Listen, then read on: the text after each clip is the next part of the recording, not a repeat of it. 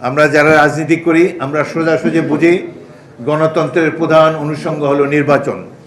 জনগণ মত প্রকাশ করবে স্বাধীনভাবে একটি সুষ্ঠু নিরপেক্ষ নির্বাচনের মাধ্যমে তারা তাদের প্রতিনিধি বেছে নেবেন। তারাই সংবিধানে প্রয়োজনীয় সংশোধনী যদি প্রয়োজনে আনবেন, তারা দেশটি পরিচালনা করবেন সাধারণ মানুষের অভিপ্রায় অনুসারে। কিন্তু এখন দেখা গেল যে নানা ধরনের প্রোক্লামেশন, ডিক্লামেশন, নানা ধরনের কথাবার্তা আমরা শুনছি এবং ধীরে ধীরে গণতন্ত্র এবং নির্বাচন ক্রমেই দূরে সরে যাচ্ছে আমাদের কাছ থেকে। এই বর্তমান সরকারের প্রধান কাজ একটি নির্বাচিত সরকারের কাছে দায়িত্ব হস্তান্তর করা, কিন্তু যতই দিন যাচ্ছে মনে হচ্ছে যে তারা এই দায়িত্ব সম্পর্কে পুরোপুরি অবহিত নন এবং এই সংস্কারে কি আছে, কতটুকু তার বাস্তবায়ন।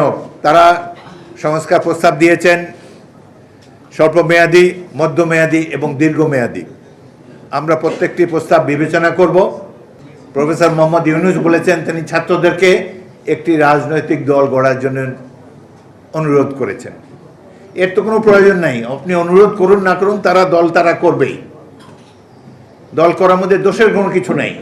ছাত্ররা যদি নতুন কোনো রাজনৈতিক দল করে আমরা তাকে স্বাগতম জানাই। জনগণের কাছে আরও একটি চয়েস বাড়ল। যেদিনই নির্বাচন হবে নিশ্চয়ই সকল রাজনৈতিক দল সেখানে অংশগ্রহণ করবে। ছাত্রদের এই রাজনৈতিক দল তারাও যথেষ্ট সময় পেয়েছে, তারা আরও সময় চায়।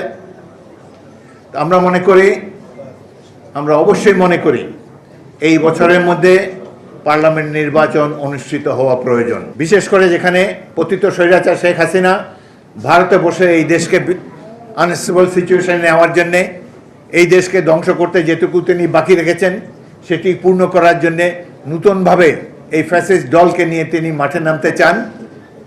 সুতরাং অবিলম্বে প্রয়োজন সকল দেশপ্রেমিক শক্তির ঐক্য। গতকালকে যে ঘটনা ঘটেছে সেটি এখনও চলমান, সেটি এখনও শেষ হয় নাই। এটি কারা করেছে এই তথ্য আমাদের কাছে নাই। এতে সরকারের কি ভূমিকা ছিল সেই তথ্য আমাদের কাছে নাই। সুতরাং আমরা আর অল্প কিছু সময় অপেক্ষা করব। আজকে দিনের মধ্যেই আশা করি সব কিছু পরিষ্কার হবে, কারা এই ঘটনা ঘটিয়েছে, কারা এই জন্য দায়ী। তখন সকল পূর্ণাঙ্গ তথ্য পেলে আমরা এই সম্পর্কে বিএনপির পক্ষ থেকে মনোভাব মিডিয়ার সামনে, জনগণের সামনে প্রকাশিত করব।